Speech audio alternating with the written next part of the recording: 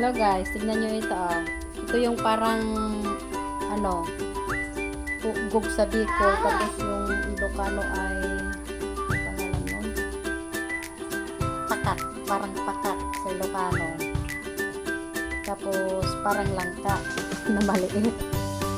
Parang kamote lang siya. Ginawa namin parang kamote yun.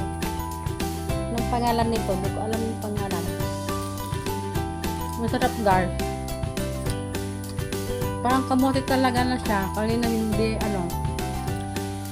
Ganito siya oh.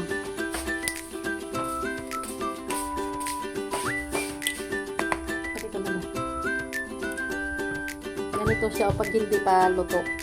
Yan. Yan oh.